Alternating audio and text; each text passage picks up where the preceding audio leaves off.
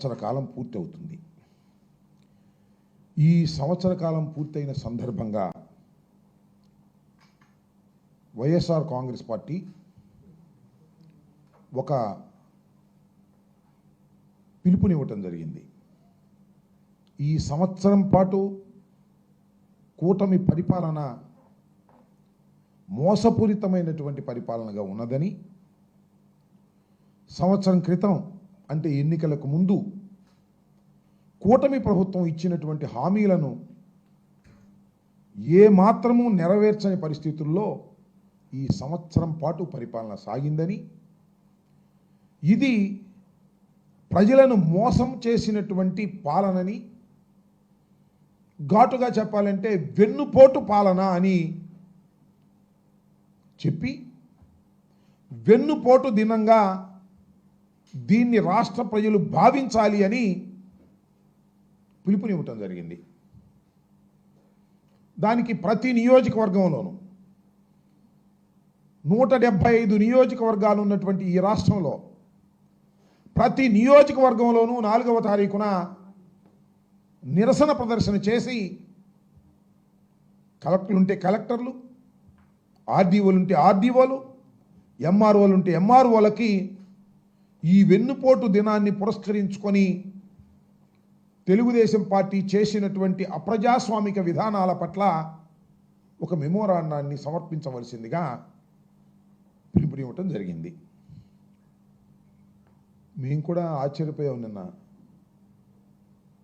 రాష్ట్రంలో నలుమూలల 175 నియోజకవర్గాల్లోనూ ఒక మాచర్లో మాత్రం పోలీసులు ఓవర్ యాక్షన్ చేసి కొంత ఇబ్బంది పెట్టేటటువంటి పరిస్థితి చేశారు. కారణం ఏంటంటే అక్కడ మా ఇన్ఛార్జ్ ఒక ఫాల్స్ కేసు పెట్టడం వల్ల ఆయన అందుబాటులో లేకపోవటం వల్ల అక్కడ కొద్ది ఇబ్బంది అయింది. అన్ని చోట్ల వాలంటీర్గా ప్రజలు తండోపతండాలుగా వచ్చి వైఎస్ఆర్ కాంగ్రెస్ పార్టీ జెండాలు పట్టుకొని ఇది వెన్నుపోటు పాలన అని ఖచ్చితంగా చెప్పి అద్భుతమైనటువంటి రెస్పాన్స్ ఇచ్చినటువంటి సందర్భాన్ని ఇప్పుడు మీకు గుర్తు చేస్తున్నాను. అన్ని చోట్ల కూడా దీన్ని విఫలం చేయడం కోసం చాలా పెద్ద ఎత్తున తెలుగుదేశం పార్టీ ప్రభుత్వం, పోలీస్ యంత్రాంగం తీవ్రంగా పనిచేసింది. అయినా ఒక్క అడుగు కూడా వెనక్కి వేయలేదు వైఎస్ఆర్ కాంగ్రెస్ పార్టీ కేడర్. ఇంకొక మాట, ఈ సంవత్సరం పాటు కూడా ప్రజలకు వెన్నుపోటు పొడవడంతో పాటు వైఎస్ఆర్ కాంగ్రెస్ పార్టీ క్యాడర్ని, నాయకుల్ని భయపెట్టాలని, చిందరవందర చేయాలని అనేకమైన కుట్రలు కుతంత్రాలు చేశారు. అనేక మంది నాయకుల్ని కేసుల్లో పెట్టారు, జైల్లో పెట్టారు. వైఎస్ఆర్ కాంగ్రెస్ పార్టీ కార్యకర్తల మీద తప్పుడు కేసులు పెట్టారు, జైల్లో పెట్టారు. బెయిల్ రాకోకుండా నివారించేటటువంటి కార్యక్రమాలు చేశారు. సోషల్ మీడియా యాక్టివిస్టుల్ని లోపల పెట్టారు. కొన్ని చోట్లయితే తెనాల్లో కొట్టినట్టుగా కొట్టారు. అయినా కూడా ఎక్కడా కూడా భయపడకోకుండా, భయపడకపోతే భయపడకపోయారు. మమ్మల్ని ఇంత నిర్బంధం చేస్తారా, మా మీద ఇన్ని కేసులు పెడతారా, మీ సంగతి చూస్తామనే కసితో కేడర్ మొత్తం కదిలిందని ఈ సందర్భంగా నేను మనవి చేస్తున్నా. అద్భుతమైన రెస్పాన్స్. ఈ దుర్మార్గమైన పాలన అంతం కావాలి, అవసరమైతే ఇవ్వాలి, అంతం కావాలి అనే పద్ధతుల్లో ముందుకు వచ్చారు. కానీ ప్రజాస్వామ్యంలో వాళ్ళకి ఇంకా 4 సంవత్సరాలు ఉంది కదా. అంత పెద్ద ఎత్తున నినదిస్తూ అద్భుతమైనటువంటి రెస్పాన్సు ఇవాళ ఇచ్చారు. దీన్ని దెబ్బతీయటం కోసం, లేదా దీన్ని కాకోకుండా ఉండటం కోసం మరి చాలామంది చాలా పిలుపులు ఇచ్చారు. తెలుగుదేశం పార్టీ పిలుపునిచ్చింది, మరి పవన్ కళ్యాణ్ గారు కూడా పిలుపునిచ్చారు. వాళ్ళు ఏమంటారంటే 4వ తేదీన పండగలాగా నిర్వహించాలంట. ఎందుకంటే వైఎస్ఆర్ కాంగ్రెస్ పార్టీ దిగిపోయింది, మన ప్రభుత్వం అధికారంలోకి వచ్చింది. ఒక పండగ అంటే ఏం పండగ? దీపావళి, సంక్రాంతి కలిపినటువంటి పండగగా ఉండాలంట. ఇక్కడ జరిగిందా బాబు? ఇక్కడ జరిగింది నాకు తెలియదు, కానీ ఆంధ్రజ్యోతిను ఈనాడు చూసి అక్కడ జరిగింది. దానిలో అక్కడ జరిగింది. వాళ్ళ ఆఫీసులోనే దీపావళి పండుగ చేసుకున్నారంట, జనం ఎవరు లేరు. కానీ ఈ వెన్నుపోటు దినానికి మాత్రం రోడ్ల మీదకి జనం వచ్చేసారని మనం చేస్తున్నా. ఇప్పటికైనా సిగ్గు తెచ్చుకోండి. నేను మనవి చేస్తున్నా, జనసేన కూడా వాళ్ళు సంక్రాంతి దీపావళి కలబోసిన వేడుకగా చేసుకోవాలన్నారు. మరి కొన్ని చోట్ల అక్కడ ఇక్కడ ఏదో మాకు అడ్డం రావాలనే ఉద్దేశంతో చిన్న చిన్నగా ఏదో చేశారు, కానీ ఏమీ లేదు. ఎక్కడ ఉత్సాహం లేదు, ఎక్కడ ఆనందం లేదు. దోచుకునే వాళ్ళకి ఆనందం తప్ప సామాన్య ప్రజలకు, ఇంకా తెలుగుదేశం కార్యకర్తలకు కూడా ఆనందం లేదు. దోచుకునే ఒక బ్యాచ్కి తప్ప, అది కూడా లోకేష్ బాబు గారి బ్యాచ్కే దోచుకునేటటువంటి లైసెన్సులు ఇచ్చి వాళ్ళు దోచుకుంటున్నారు. కడవని దోచుకోవడానికి అవకాశం లేకుండా ఉంది. ఈ విధంగా దీన్ని అడ్డుకోవాలని ప్రయత్నం చేసిన పోలీసు యంత్రాంగం అంతా కూడా అడ్డుపడాలనేటువంటి ప్రయత్నం చేసినా కూడా ఎక్కడ లెక్క చేయకోకుండా జెండాను భుజాన వేసుకొని ప్లే కార్డ్స్ పట్టుకొని డౌన్ డౌన్ ఈ ప్రభుత్వం, డౌన్ డౌన్ చంద్రబాబు అంటూ నినదిస్తూ రోడ్ల మీదకి వచ్చారనే విషయాన్ని ఈ సందర్భంగా నేను గుర్తు చేస్తున్నాను. ఈ సందర్భంగా నేను చెప్పదలుచుకుంది ఏంటంటే, నారా చంద్రబాబు నాయుడు గారు ఇప్పటికైనా కాస్త ఆలోచన చేసుకోండి. సంవత్సరం అయింది, జనం నోట్లో మన్ను కొట్టారు, ఎవరిని పట్టించుకోలేదు, ఏ వర్గాన్ని పట్టించుకోలేదు. వ్యవసాయదారులు అయితే అల్లాడిపోతున్నారు, విద్యార్థులు, నిరుద్యోగులు అందరూ అల్లాడిపోయేటటువంటి పరిస్థితుల్లో ఇవాళ మీరు పరిపాలన చేశారు. ఇవాళ ఏదో వైఎస్ఆర్ కాంగ్రెస్ పార్టీ రోడ్డు మీదకి వచ్చి చేసిందని మీరు అలా తీసుకోకుండా ఇది ప్రజా అభిప్రాయం అనే విధంగా తీసుకొని కాస్త సరి చేసుకుంటే ఈ 4 సంవత్సరాలైనా మీరు సక్రమంగా పరిపాలన చేయగలుగుతారు. లేదు, ఇదే రకంగా మీరు పరిపాలన కొనసాగిస్తే 2 సంవత్సరాల తర్వాత వెన్నుపోటు 2కి వచ్చే సమయానికి ఎవరిని లెక్క చేయరు. ప్రజలు గుర్తుపెట్టుకోండి. మీరు బ్యారికేడ్లు పెట్టినా కూడా ప్రజలు లెక్క చేయరు. పోలీసు బలగాలను దించినా కూడా లెక్క చేయనటువంటి పద్ధతుల్లో ముందుకు వెళ్తారు ప్రజలు. ఈ రాక్షస పాలన మీద తిరుగుబాటు చేస్తారు ఎన్నికలు రాకముందే అనే విషయాన్ని కూడా మీరు గుర్తుపెట్టుకోమని మనవి చేస్తున్నాం. కాబట్టి కాస్త జాగ్రత్తగా వ్యవహరించేటటువంటి కార్యక్రమం చేయమని మనవి చేస్తున్నా. ఇక్కడ ఈ సందర్భంలో ఇంకోటి కూడా చెప్పాలా, మళ్ళీ ఇంకొక విషయం తర్వాత చెప్తాను. కానీ నిన్న మా ఇంటి దగ్గర పోలీసులు పెట్టారు. సరే, పెట్టారు, సంతోషం. మాకు అంతకుముందు కూడా నేను మినిస్టర్గా ఉన్నప్పుడు కూడా పోలీసులు ఉండేవారు, అది వేరే అంశం. పోలీసులను పెట్టి ఏదో చిందరవందర చేసేయాలని కాపలా ఎక్కడా లేదు. నూరి ఫాతిమా ఉంది కదా, అక్కడ లేరు. పోలీసులను పెట్టి కాస్త వచ్చేటటువంటి క్యాడర్ను భయపెట్టాలనే ప్రయత్నం చేశారు. నేను వెళుతుంటే మధ్యలో ఆపేశారు, వెళ్ళటానికి వీల్లేదని. అక్కడ ఈ పట్టాపురం సిఐ మీద కొంత నాకు ఆయనకి మధ్యన ఘర్షణ అనివార్యంగా జరిగింది. సరే, నేనేదో రెచ్చిపోయానని ఆంధ్రజ్యోతి, ఈనాడు, TV5 నేనేదో రెచ్చిపోయి దౌర్జన్యం చేయబోయానని, పోలీసులు లెక్క చేయలేదని ఇలాంటి మాటలు మాట్లాడుతూ రాశారు.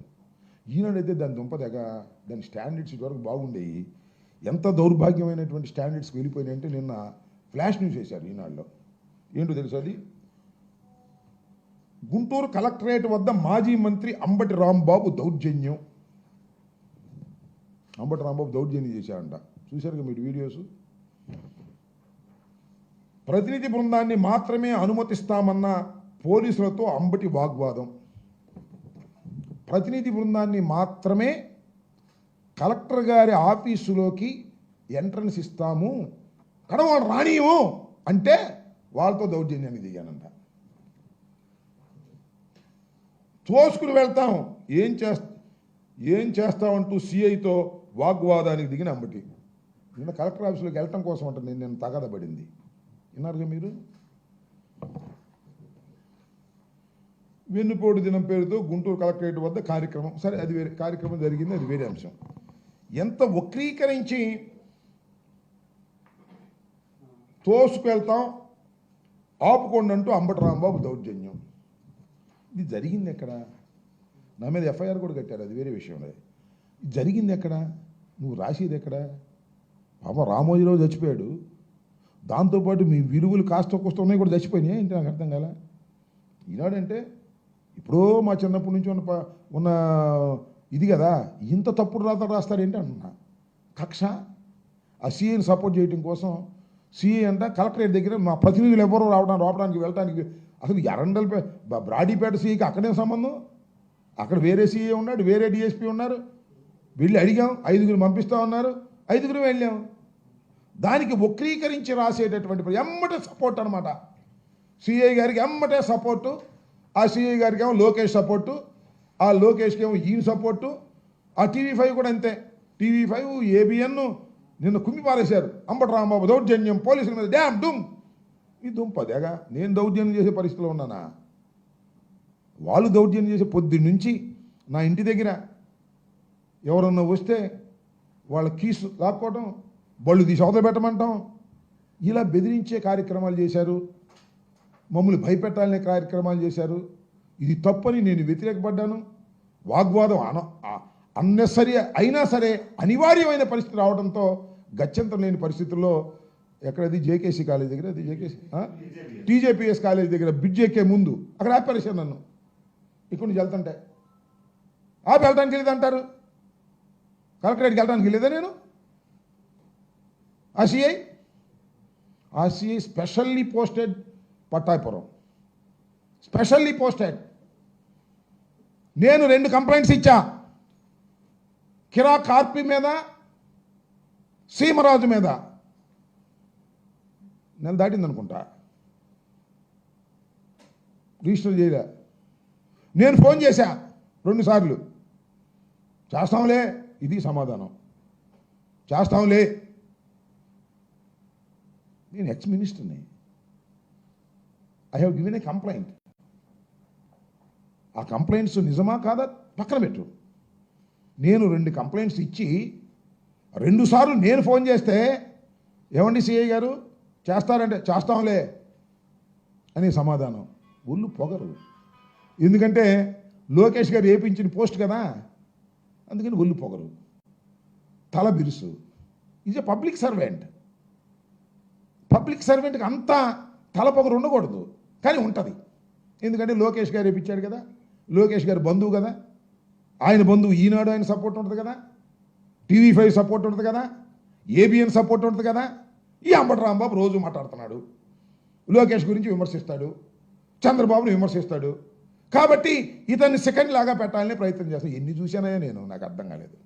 89లో రాజకీయాల్లోకి వచ్చా నేను. 2 సార్లు శాసనసభ్యుడిగా గెలిచా, రాజశేఖర రెడ్డి వెంట నడిచా, కాంగ్రెస్ పార్టీలో ఉన్నా. మళ్ళా జగన్మోహన్ రెడ్డి గారు పార్టీలోకి వచ్చా, రాజశేఖర రెడ్డి గారు మరణించిన తర్వాత. ఇన్ని చూశానంటున్నా నేను. 70 సంవత్సరాలు వస్తున్నాయి. ఎన్నో రాజకీయాలు చూశాను, ఎందరినో పోలీసు అధికారులు చూశాను. మంచి మర్యాద కలిగినటువంటి వ్యక్తిని, లా అబైడింగ్ సిటిజన్ నేను. నన్ను ఇబ్బంది పెట్టాలని మీరు ప్రయత్నం చేస్తున్నారు, పెట్టుకొని చూస్తానని మనం చేస్తున్నా.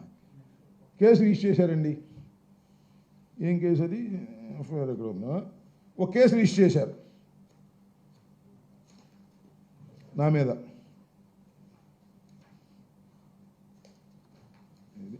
కేసు రిజిస్టర్ చేశారు. Crime number 239/25 Pattapuram. నిన్న కేసు రిజిస్టర్ చేశారు నా మీద. భయపడతానా? మీ కేసుకు నేను భయపడతానా? భయపెట్టాలని అనుకుంటున్నారు కదా మమ్మల్ని మీరు. వైఎస్ఆర్ కాంగ్రెస్ పార్టీని, వైఎస్ఆర్ కాంగ్రెస్ పార్టీలో ఉన్న నాయకుల్ని ఎఫ్ఐఆర్లు పెట్టి భయపెట్టాలని మీరు ప్రయత్నం చేస్తున్నారు, అంతేగా? మీ కేసులకు these are all false cases. నేను వెళ్తుంటే నన్ను మధ్యలో ఆపి మీ విధులకు నేను అడ్డం వచ్చానని చెప్పేసి నా మీద కేసు రిజిస్టర్ చేశారు. నా మీదను వినోద్ అని విద్యార్థి నాయకుడి మీద. ఈ కేసులకి మేము భయపడతామా? డోంట్ కేర్ అంటున్నా. చట్టంలో తేల్చుకుంటాం. నా మీద తగాదా పడి నన్ను బెదిరించి నా మీద కేసు రిజిస్టర్ చేసిన ఆ సిఐ ఎవరైనా సరే చట్ట ప్రకారం అంతు తేలుస్తానని కూడా ఈ సందర్భంగా మనం చేస్తున్నా. చాలామందిని చూశాను నేను, సిఐల్ని, ఎస్ఐల్ని, డిఎస్పీల్ని. చట్ట వ్యతిరేకంగా ప్రవర్తిస్తే, తెలుగుదేశం పార్టీ గుప్పెట్లో ఉండి పనిచేయాలనుకుంటే, లోకేష్ గుప్పెట్లో ఉండి పనిచేయాలనుకుంటే అనుభవిస్తారు. గుర్తుపెట్టుకోమని మనం చేస్తున్నాం. రోజులు ఎప్పుడు ఇలాగే ఉండవనేది కూడా ఈ సందర్భంగా గుర్తు చేస్తున్నా నేను. We don't care all these things. ఇంతకుముందు కూడా కేసు పెట్టారు అక్కడే, సేమ్ సెక్షన్స్తోనే. ఏమే నా మీద అయితే అంత స్పీడ్గా పెట్టేస్తారే, ఆ కిరా కార్పి మీద, సీమరాజు మీద స్వయంగా నేను వెళ్తే ఎవరు కంప్లైంట్ చేయరు, వాళ్ళు మీ బంధువులేగా. ఈయన కూడా, ఈ సిఐ కూడా నెల్లూరు నుంచి వచ్చాయంట. ఆ కిరా కార్పి కూడా నెల్లూరు, ఈయన బంధువు అనమాట. సీమరాజు కూడా ఈయన బంధువు. ఇదంతా ఒక గ్యాంగు. మేము ఇచ్చిన దాని మీద చేస్తాంలే, నాదైతే 24 hours కూడా కాదు, చేసి పారేశారు case. You do your duties fast. నువ్వు డ్యూటీలు చేయకపోతే చట్ట ప్రకారంగా నీ అంతు తేలుస్తామని కూడా ఈ సందర్భంగా మరొక్కసారి గట్టిగా చెప్పదలుచుకున్నాయని కూడా మనం చేస్తున్నాం. కేసులకు భయపడేటటువంటి తత్వం కాదు అసలు. ఒకటేనండి, అసలు ఇవాళ రాజకీయాల్లో ఉండాలంటే కేసుకు భయపడకూడదు, ఇవాళ రాజకీయాల్లో మేము ఉండాలంటే జైలుకి భయపడకూడదు. ఆ రెండు నిర్ణయించుకునే రాజకీయాల్లో ఉన్నామని కూడా ఈ సందర్భంగా నేను చెప్పదలుచుకున్నా. ఆ సిఐకి కానీ లేకపోతే మరొకరికి కానీ ఈ విధంగా దౌర్జన్యం చేసి మమ్మల్ని ఏదో అణచాలని, అరికట్టాలని ప్రయత్నం చేస్తే, మరి మీ దుంపల దగ్గర సంవత్సరం దౌర్జన్యం చేశారయ్యా, సంవత్సరం కేసులు పెట్టారు, ఏమైనా అరికట్టారా? ఉప్పొంగలా నిన్న. ఇంకా ఇదే పద్ధతిలో మీకు వెళ్తే ఇంకా ఉప్పొంగి మీకు చాలా డేంజరస్ సిచ్యువేషన్కి తీసుకెళ్తుందని కూడా ఈ సందర్భంగా నేను చెప్పదలుచుకున్నాను. ఇంకా ఇంకొక అంశం ఏంటంటే, అది నిన్న క్యాబినెట్ సమావేశం జరిగినాయా.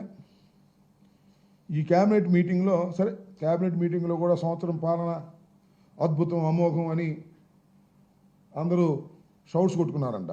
ప్రజలు మాత్రం షౌట్స్ కొట్టుకోవట్లా. వీళ్ళు ఎక్కడ కనపడతారని చూస్తున్నారు. ఏమీ చేయకోకుండా, హామీలు తీర్చుకోకుండా క్యాబినెట్ మీటింగ్ పెట్టుకుని షౌట్స్ కొట్టుకునేటువంటి కార్యక్రమం. ఇంకో అంశం ఏంటంటే, ఈ జీవో ఏది మొన్న ఒక జీవో రిలీజ్ చేశారు, ఏది తుని కేసుకు సంబంధించి కొట్టేసినటువంటి కేసుని మళ్ళా దాన్ని అపీల్ చేసి దానిలో ఉన్నటువంటి ముద్దాయిని శిక్షించాలి అనే పద్ధతుల్లో దాని మీద పెద్ద ఎత్తున దుమారం లేగింది. కాపులందరూ పెద్ద ఎత్తున నిరసన చెప్పారు, మరుసోజు క్యాన్సిల్ చేశారు. ఓ పెద్ద డ్రామా నిన్న క్యాబినెట్లో. అసలు ముఖ్యమంత్రి గారు తెలియదంట, అది మంత్రి గారికి కూడా తెలియదంట, ఎవరికి తెలియదంట, హోమ్ సెక్రటరీ ఇచ్చేసాయంట. మరి మీ దుంపలు దాగా ఏమి అడ్మినిస్ట్రేషన్ అయ్యేది నాకు అర్థం కాలేదు. ముఖ్యమంత్రి గారికి తెలియదంట, హోంమంత్రి గారికి తెలియదంట, మంత్రులు ఎవరికి తెలియదంట, జీవో వచ్చేసిందంట.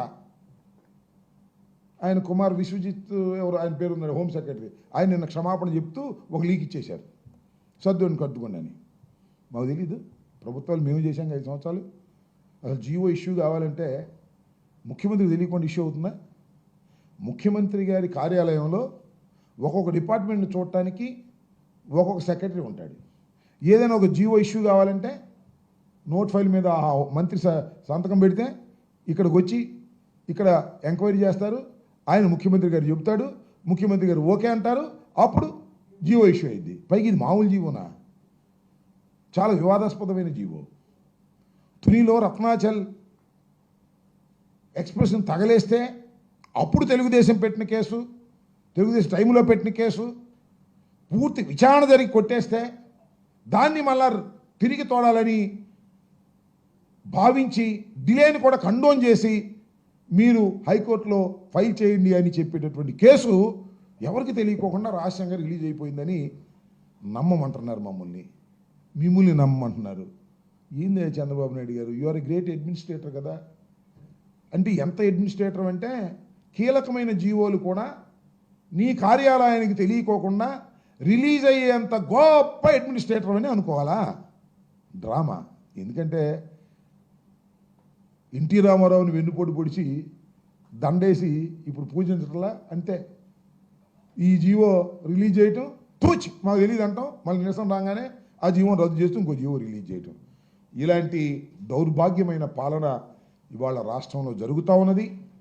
ఈ రాష్ట్రంలో ఇంత పెద్ద ఎత్తున ఒక్క సంవత్సరంలో మీరు ఎప్పుడైనా అబ్జర్వ్ చేయండి, అందరూ ఉన్నారు కదా, ఇంత పెద్ద ఎత్తున మన రాష్ట్రంలో ఏ ప్రభుత్వానికైనా, చంద్రబాబు నాయుడు కూడా ఇంతకుముందు 3 సార్లు ముఖ్యమంత్రి చేశాడు, రాజశేఖర రెడ్డి గారు చేశాడు, కాంగ్రెస్ ప్రభుత్వం చేసింది. ఎవ్వరికీ కూడా 5 సంవత్సరాల తర్వాత ఓడిపోయిన ప్రభుత్వాలు ఉన్నాయి, ఎవ్వరికీ కూడా ఒక్క సంవత్సరంలో ఇంత భయంకరమైన వ్యతిరేకత రావడం అనేది నేను ఎప్పుడు చూడలేదు, ఇక ముందు కూడా చూడలేము. అంతగా వెన్నుపోటు పొడిచాడు నారా చంద్రబాబు నాయుడు గారు, ప్రజల్ని మోసం చేశాడు. సూపర్ 6 అన్నాడు, సూపర్ 7 అన్నాడు, 143 వాగ్దానాలు ఇచ్చి అన్నీ నెరవేర్చేస్తానన్నాడు, సంపద సృష్టిస్తానన్నాడు. ఏమి సృష్టి లేదు, గాడిద గుడ్డు లేదు. మొత్తం మోసం చేసిన ఒక దౌర్భాగ్యమైనటువంటి పాలన ఇవాళ సంవత్సరానికే వారికి 100 సంవత్సరాలు నిండినట్టుగా ఇవాళ ప్రజలు భావిస్తున్నారని ఈ సందర్భంగా నేను మనవి చేస్తున్నాను. నువ్వు సరి చేసుకోకుండా నీ పాలన చేసినా నీ పాలనలో పసుండదు, నీ పాలన ఎవరు లెక్క చేయరు. కేవలం రక్షక భటుల్ని పెట్టుకుని మాత్రమే ఇక నువ్వు పాలన చేసుకోవాల్సినటువంటి అనివార్యమైన పరిస్థితి వస్తుంది. నీకు కావాల్సిన సిఐని పోస్ట్ చేసుకోవటం, నీకు కావాల్సిన ఎస్ఐని పోస్ట్ చేసుకోవటం, వాళ్ళు చెప్పినట్టుగా అందరిని కట్టడి చేసి చేయాలని అనుకోవటం తప్ప ఇంకా ధర్మ పరిపాలన నువ్వు చేయటం సాధ్యం కాదని కూడా ఈ సందర్భంగా నేను చెప్పదలుచుకున్నాను.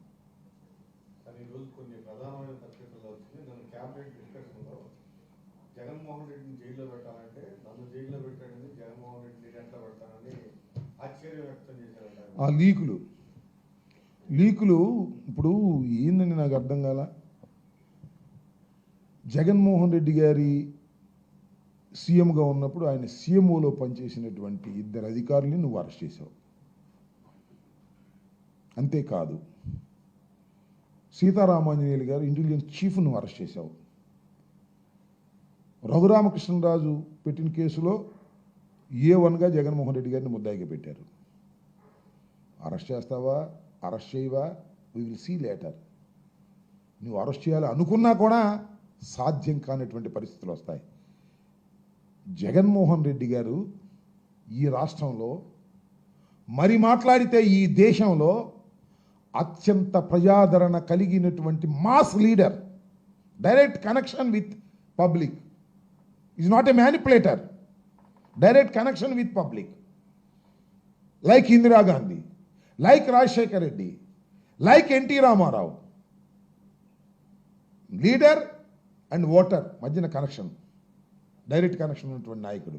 నీలాగా మ్యానిపులేటర్ కాదు, నీలాగా 4గురిని కలుపుకుని వచ్చేటువంటి వ్యక్తి కాదు. అలాంటి వ్యక్తిని తప్పుడు కేసులు పెట్టి నువ్వు అరెస్ట్ చేయాలనుకుంటున్నావో లేదో కాలం నిర్ణయిస్తుంది. ఇప్పటికే ఆయనకి సంబంధించినటువంటి ధనంజయ రెడ్డి గారిని, కృష్ణమోహన్ రెడ్డి గారిని, ఇంటెలిజెన్స్ చీఫ్ని అరెస్ట్ చేశావు. అరెస్ట్ చేసిన తర్వాత ఏం చేస్తావు చూద్దాం. ఇవన్నీ లీకులు ఇచ్చి, చంద్రబాబు లీకులు ఇవ్వడం అలవాటే కదా. ఇవాళ కూడా ఆ హోమ్ సెక్రటరీకి ఆయన క్షమాపణ చెప్పే లీకులు ఇస్తుంటాడు. లీకులు ఇచ్చి పరిపాలన చేసే మనిషి is a manipulator. Time will decide later.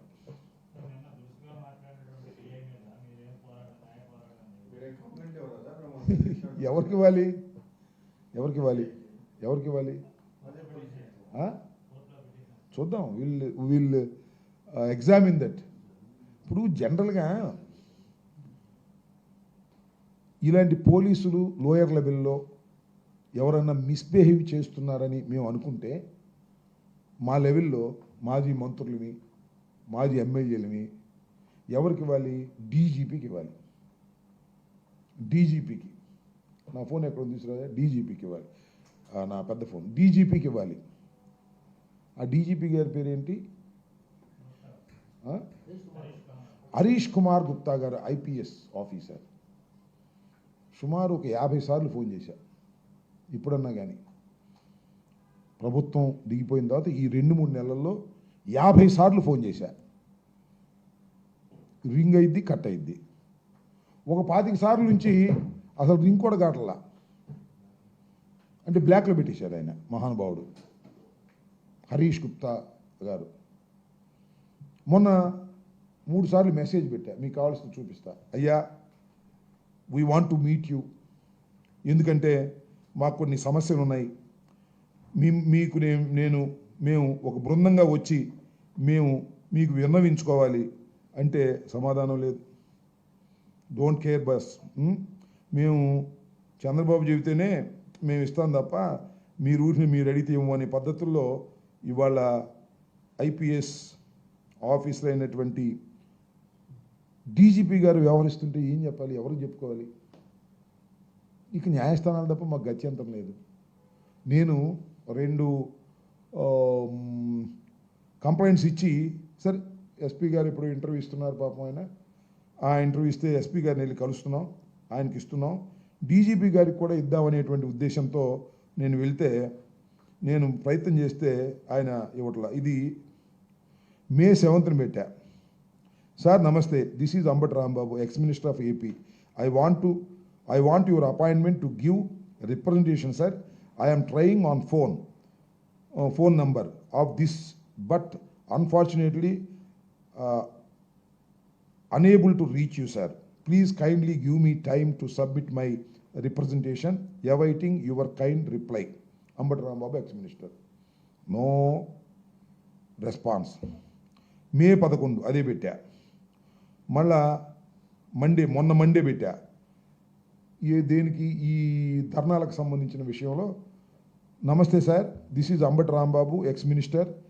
Sir, we would like to submit representation to your good self on behalf of YSR Congress party tomorrow about the peaceful rallies throughout the state on 4/6/2025 to express our views against the government attitude is not fulfilling the election promises. Already we have given representation to the local jurisdictional police officers seeking to conduct peaceful rallies. So for your subordinate officers have taken decision on this issue. Hence we request you, honorable authority, to meet you in the early hours. దానికి సమాధానం లేదు. DGP గారు కోతవేడి దూరంలో ఉంటాడు. నేను X మినిస్టర్ని, వైఎస్ఆర్ కాంగ్రెస్ పార్టీలో కీలకమైన నేతని. వైఎస్ఆర్ కాంగ్రెస్ పార్టీ అయ్యా మిమ్మల్ని కలుస్తామయ్యా అంటే సమాజం ఎవరికి చెప్పుకోవాలి? మేము ఎవరికి చెప్పుకోవాలి? ఇది పోలీసింగ్ ఉందా ఈ రాష్ట్రంలో? అంటే పోలీసులు అంటే చంద్రబాబు నాయుడు గారికి ఉపయోగపడే రౌడీ బృందంలాగా తయారైంది. అది ఆయన ఇందాక నన్ను పోటాడినట్టు, అక్కడ తెనాలిలో కాళ్ళు ఎరగొట్టినట్టు, లేదా మా హరికృష్ణ అని అతన్ని అదేదో ఊరు మన తంగెడ, అతను కాళ్ళు ఎరగొట్టినట్టు, మరి ఆ కృష్ణవేణిని పట్టుకెళ్ళి జైలుకే పోలీస్ స్టేషన్కి బేడీలు వేసినట్టు, ఇలా the police is doing an illegal acts. How survive అవుతారంటే చెప్పండి నాకు. మర్డర్లు కూడా చేయించేస్తారు పోలీసులు. వంగవీటి మోహన్ రంగారావు అప్పుడు మర్డర్ చేయించేసినట్టు. ఈ రకంగా పోలీస్ వ్యవస్థను చంద్రబాబు నాయుడు గారు మౌలు చేస్తున్నారు. ఇది చాలా ప్రమాదం అని కూడా నేను ఈ సందర్భంగా చెప్పదలుచుకున్నా. పోలీస్ ఏదో కొన్ని సందర్భాల్లో అధికార పార్టీ చెప్పినట్టు వినొచ్చు తప్ప, లా అండ్ ఆర్డర్లో ఇలాంటి సమయంలో కూడా ఇక వాళ్ళ ఇంటేంటి, ఇప్పుడు చేస్తావో చేయవో హరీష్ కుమార్ గుప్తా గారు, నువ్వు చేస్తావో చేయవో తర్వాత సంగతి. కనీసం you have to take a representation from YSRCP leaders. మేము ఒక బృందంగా వెళ్ళి ఒక రిప్రజెంటేషన్ ఇస్తామంటే దానికి కూడా పర్మిషన్ ఇవ్వట్లా. What is this? ఎవరికి చెప్పుకోవాలి ప్రజాస్వామ్యంలో? ఈ ఆవేదన ఎవరికి చెప్పుకోవాలని అడుగుతా ఉన్నా. This is too much. ఇది చాలా ప్రమాదాన్ని, రాబోయే కాలంలో చాలా పెద్ద ప్రమాదాన్ని సూచిస్తుందని నేను భయపడుతున్నాను. లా అండ్ ఆర్డర్ ఇష్యూస్ చాలా ప్రెసిపిటేట్ అవుతున్నాయి. చాలా ఇబ్బందికరమైన పరిస్థితులు రాష్ట్రంలో ఏర్పడతాయి. పోలీసుల మీద విశ్వాసం సన్నగిలుతుంది. Police are acting as a rowdies of Telugu Desam. అందరినీ అనను, చాలా మంచి ఆఫీసర్స్ కూడా ఉన్నారు. మంచి officers are going into a loop level. ఈ వెంకటేశ్వర లాంటి వాళ్ళు వచ్చేస్తారు సిఐలు. అంతకుముందు పాపం 2 పనిచేశారు, వాళ్ళు వెళ్ళిపోయారు. అలా వాళ్ళు ఏం చెప్తే అది చేసేవాళ్ళు. వాళ్ళు మాత్రమే పోస్టింగ్లు ఇచ్చి కడమల విఆర్కో లేకపోతే లూప్ లైన్లకో పంపించి రౌడీలుగా ఉపయోగించుకోవడానికి చంద్రబాబు ప్రభుత్వం పనిచేస్తుంది. దీనివల్ల అనేక అనర్థాలకు దారితీస్తుందని ఈ సందర్భంగా నేను చెప్పదలుచుకున్నాను. బలహీనమే పడలేదే, జరుగుతుంది. ఏమైపోయింది?